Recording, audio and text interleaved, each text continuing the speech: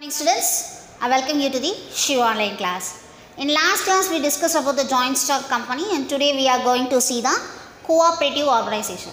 Cooperative organization அப்படினா என்ன அர்த்தம்னா few members 25 members வந்து join together சேர்ந்து ஒரு organization form பண்ணி அவங்க வந்து business run பண்ணுவாங்க. They are the own and as well as the manager. அவங்களே தான் என்ன பண்ணுவாங்க powers எல்லாமே வச்சிருப்பாங்க. ஸோ இந்த கோஆப்ரேட்டிவ் சொசைட்டிஸ் மூலமாக என்ன நடக்கும் அப்படின்னு பார்த்தோன்னா ரூரல் ஏரியாஸில் இருக்கிற பீப்புள்ஸ்க்கு ஏதாவது கிரெடிட் ட்ரான்சாக்ஷன்ஸ் ஏதாவது கிரெடிட் பேஸ் தேவைப்படுது அப்படின்னா அவங்களுக்கு யூஸ் பண்ணுறதுக்காக தான் இந்த கோஆப்ரேட்டிவ் பிஸ்னஸை ரன் பண்ணுறாங்க. இந்த கோஆப்ரேட்டிவ் பிஸ்னஸ் மூலமாக என்ன ஆகும்னு பார்க்குறேன்னா ரூரல் ஏரியாஸில் இருக்கிற புவர் பீப்புள்ஸுக்கு அவங்களுக்கு தேவையான for example agriculture business farmers அந்த மாதிரி இவங்களுக்கு கிரெடிட் பேஸ் வந்து ஈஸியாக இந்த கோஆப்ரேட்டிவ் சொசைட்டியிலேருந்து கிடைக்கும். Okay, now we just see the introduction for the cooperative business. A cooperative is a private business organization that is owned and controlled by the people who use its products, supplies or services. So, என்ன அர்த்தம் அவங்க என்ன பண்ணுவாங்க they will control and they will provide the buy and sell the goods and as well as they can serve the service. Okay.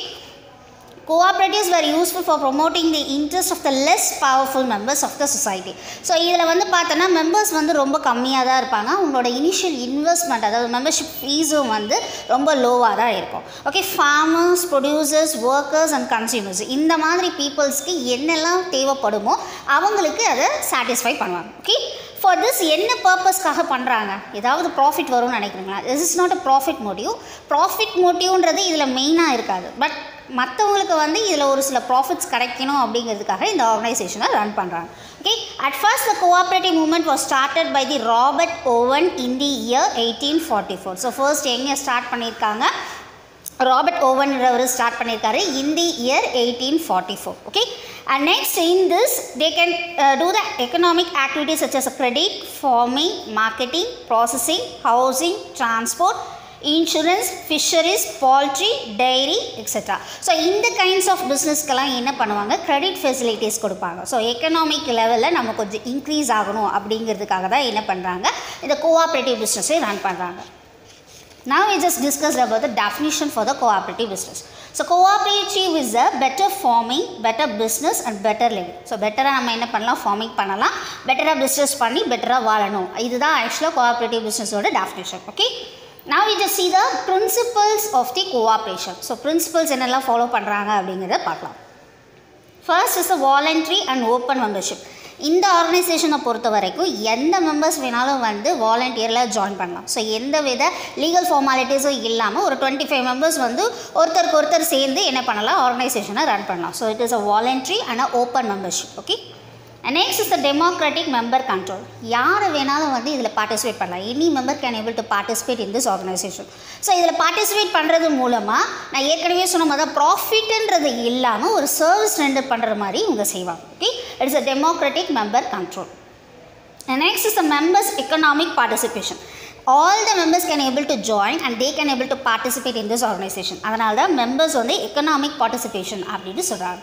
And next is the autonomy and the independence. யாரோட control பேஸ்லையும் இது நடக்காது. அவங்களே தான் வந்து என்னது owner and as well as they can manage the business. So it is an autonomy and an independence. Okay. And next is education, training and information. So இதை develop பண்ணணும், இதை எஃபிஷியண்ட்டாக பண்ணணும் அப்படிங்கிறதுக்காக ஒரு சில ட்ரைனிங் பர்பஸஸும் ஒரு சில விஷயங்களை எஜுகேட்டும் பண்ணுவாங்க. ஸோ இன்ஃபர்மேஷன்ஸை என்ன பண்ணுவாங்க? அவங்களுக்கு சொல்லி தருவாங்க. ஸோ எதுக்காகனா இந்த பிஸ்னஸை வந்து எஃபெக்டிவாக ரன் பண்ணணும் அப்படிங்கிறதுக்காக தான். So education, training and information. And next is the cooperation among the cooperatives. So உள்ளே ஒர்க் பண்ணும்போது அந்த 25 மெம்பர்ஸுமே வந்து எப்படி ஒர்க் பண்ணணும்? கோஆப்ரேட்டிவோட தான் ஒர்க் பண்ணணும். ஸோ இது கோஆப்ரேட்டிவ் சொசைட்டி அப்படின்னு சொல்கிறதுனால ஒர்க் பண்ணுற மெம்பர்ஸ் கூடயே என்ன இருக்கணும்? ஒரு டீம் ஒர்க் பண்ணுறோம் அப்படிங்கிற அவங்களுக்குள்ளே தெரியணும். ஸோ அவங்க எப்படி ஒர்க் பண்ணணும்? கோஆப்ரேஷனோட ஒர்க் பண்ணணும்.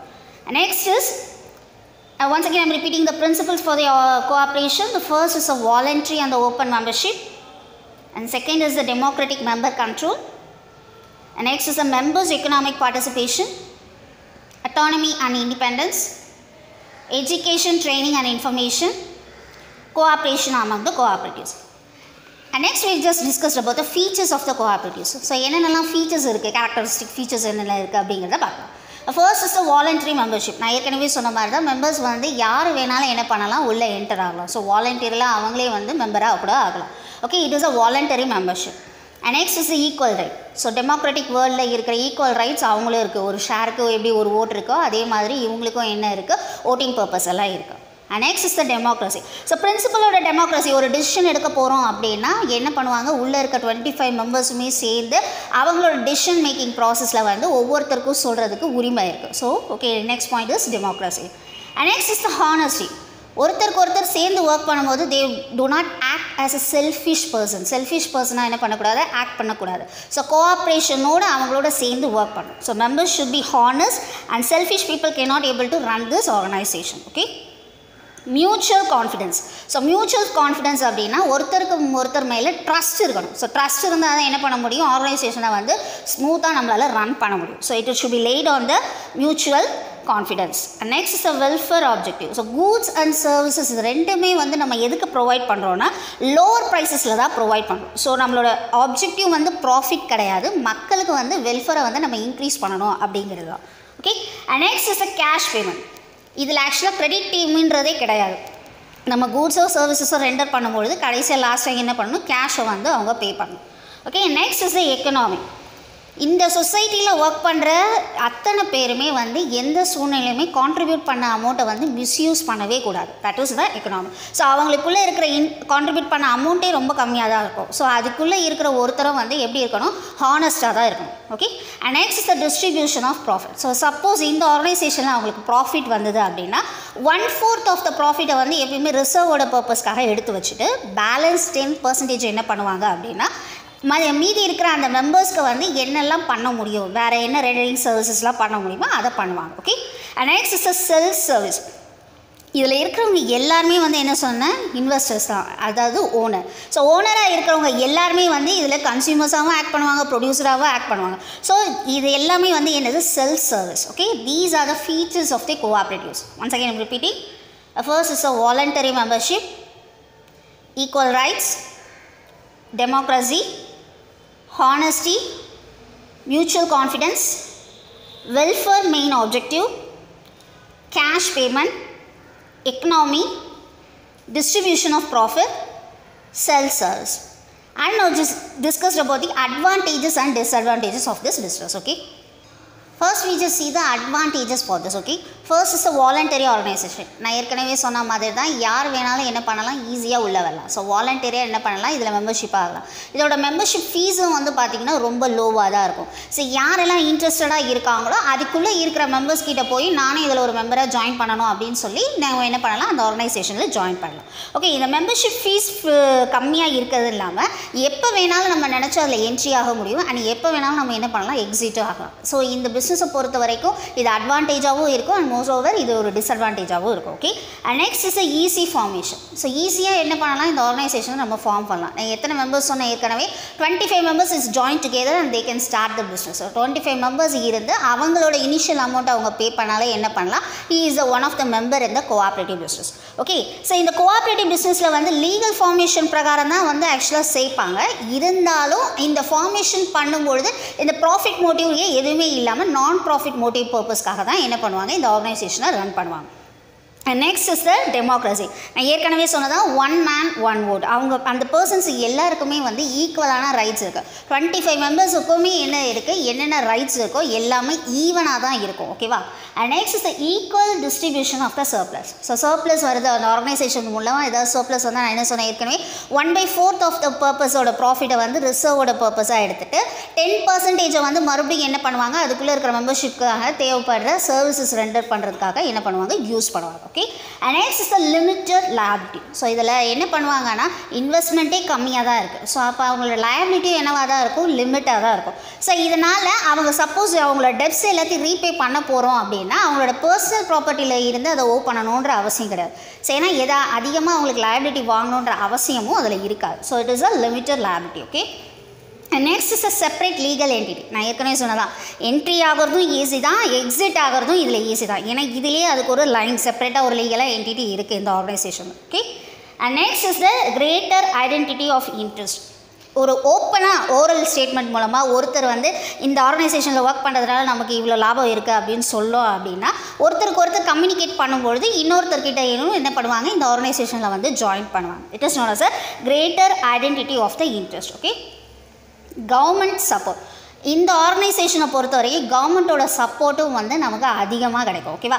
ஸ்மால் இன்வெஸ்டர்ஸ் கூட இதில் இன்வெஸ்ட் பண்ணி என்ன பண்ணலாம், நம்மக்கிட்ட இருந்து கவர்மெண்ட் மூலமாக கிடைக்கிற ஒரு சில சலுகைகள், அதாவது லோன் கூட இதில் இருந்து அவங்களுக்கு கிடைக்க வாய்ப்பு இருக்கும். ஸோ கவர்மெண்ட்டோட support is higher in this business. Okay, elimination of the middle man. நான் ஏற்கனவே சொன்ன மாதிரி தான் டேரெக்டாக ப்ரொடியூசரில் இருந்து கன்சியூமர் வரைக்கும் எல்லாமே டேரெக்டாக தான் நடக்கும். So there is no any middle man, நடுவில் யாருமே இன்டர்மீடியரிஸ் அப்படிங்கிறவங்க இருக்க மாட்டாங்க. Tax concessions. நான் ப்ராஃபிட் பேஸில் இந்த ஆர்கனைசேஷனை நம்ம ரன் பண்ணுறதுனால கவர்மெண்ட் கிட்டே இருந்து நமக்கு டேக்ஸ் கன்செஷன்ஸும் நிறையா இருக்குது. ஓகேவா? வேரியஸ் எக்ஸம்ஷன்ஸும் டேக்ஸோட கன்செஷன்ஸும் இதில் இருக்குது. Okay, and next is the rural credit. ஆக்சுவலாக ரூரல் ஏரியாஸில் இருக்கிறவங்க வந்து அதிகமாக தன்னோட பர்சனல் பர்பஸ்க்காக என்ன பண்ணுவாங்க, மணி லெண்டர்ஸ் கிட்ட போய் ஒரு பிஸ்னஸை ரன் பண்ணணும், அதாவது கல்டிவேஷன் பண்ணணும், ஃபிஷரி பண்ணணும், இந்த மாதிரி ஒரு சில ப்ராடக்ட் தேவைப்படுது அப்படின்னா என்ன பண்ணுவாங்க, மணி லெண்டர்ஸ் கிட்ட போய் ஹை இன்ட்ரெஸ்ட்டில் வந்து அதை கடனாக வாங்கியிருப்பாங்க. ஆனால் இந்த மாதிரி கோஆப்ரேட்டிவ் பிஸ்னஸஸ் வந்ததுக்கப்புறமா என்ன பண்ணுவாங்க, கோஆப்ரேட்டிவ் அசோசியேஷனில் போய் அந்த சொசைட்டியில் போய் என்ன பண்ணுவாங்க, லோனை வைப்பாங்க. ஸோ லோனோட இன்ட்ரெஸ்ட்டோட லெவலும் வந்து ரொம்ப கம்மியாக இருக்கும். உங்கள் கேட்கும் பொழுது கவர்மெண்ட் கிட்ட இருந்து அப்ரூவலும் கிடைக்கும். So it is one of the most advantages for this. Okay, once again I'm repeating for you. Voluntary organisation, easy formation, democracy, equal distribution of a surplus, limited liability, separate legal entity, greater identity of the interest, government support, elimination of a middleman, tax concession, rural credit. Now we just discussed about the disadvantages of this organization. The first point is limited funds. So limited funds நான் ஏற்கனவே சொன்ன மாதிரி membership ஃபீஸே வந்து அங்கே ரொம்ப கம்மியாக தான் இருக்கும். ஸோ அப்போ என்ன ஆகும், ஃபண்டோட லிமிட்டும் வந்து அங்கே ரொம்ப கம்மியாக தான் இருக்கும். ஸோ லிமிட்டடாக தான் என்ன பண்ணுவாங்க, ஃபண்டே ப்ரொவைட் பண்ணுவாங்க. And next is imposed by the government. So government வந்து இந்த கோஆப்ரேட்டிவோட சொசைட்டியை வந்து ஃபர்ஸ்ட் வந்து வெஸ்டர்ன் கண்ட்ரீஸில் விட்டுருந்தாங்க. ஸோ வெஸ்டர்ன் கண்ட்ரீஸில் வந்து அதிகமான பேர் அதில் வாலண்டியராக என்ன பண்ணாங்க, பார்ட்டிசிபேட் பண்ணாங்க. ஸோ இதை கவர்மெண்ட் என்ன பர்பஸ்க்காக பண்ணுறாங்க, வீக்கர் செக்ஷன்ஸில் இருக்கிறவங்க எல்லாருமே வந்து நான் இதன் மூலமாக ஏதாவது ஒரு பெனிஃபிட் கிடைக்கணும் அப்படிங்கிறதுக்காக தான். பட் இன் ஆர் கண்ட்ரி வந்து கோஆப்ரேட்டிவ் சொசைட்டி வந்து அந்த அளவுக்கு என்ன ஆகலை, வைட் ஸ்ப்ரெட்டே ஆகலை. ஸோ எதனால அப்படின்னா நிறைய பேர் இப்போ வந்து அதில் என்ன பண்ணலை, பார்ட்டிசிபேட் பண்ணலை. ஸோ வைட் பார்ட்டிசிபேட் இல்லாதனால கோஆப்ரேட்டிவோட பிஸ்னஸ் வந்து நம்ம இந்தியாவில் வந்து ரொம்ப கம்மியாக தான் இருக்குது. Okay, it is known as imposed by the government. And next is the benefit to the rural rich. Rural ஏரியாஸில் இருக்கிற ஒரு சில ரிச் பீப்புள்ஸ் வந்து அதுக்குள்ளே இருக்க மேனேஜ்மெண்ட் பர்சனில் யாராவது தெரியும் அப்படின்னா அந்த ரிச் மெம்பர்ஸ்க்கு தான் வந்து என்ன பண்ணுவாங்க, அவங்களோட பெனிஃபிஷியல்ஸ் என்னென்னலாம் இருக்குன்றதை தெரிஞ்சுக்கிட்டு அவங்க யூஸ் பண்ணிக்கிறாங்க. ஆனால் அதுவே வந்து அங்கே இருக்கிற புவர் பீப்புள்ஸுக்கு என்ன ஆகுது, ஒரு லோனை வந்து கிடைக்கிறதுக்குள்ளேயே என்ன ஆகும், ரொம்ப கஷ்டப்படுறாங்க. ஸோ ரிச் பீப்புள்ஸால் மட்டும்தான் இது என்ன பண்ண முடியுது, சர்வை பண்ண முடியுதே தவிர்த்து புவர் பீப்புள்ஸுக்கு இது ரொம்ப ஈஸியாக சர்வை பண்ண முடியல. It is one of the disadvantage. Okay, and next is the inadequate rural credit.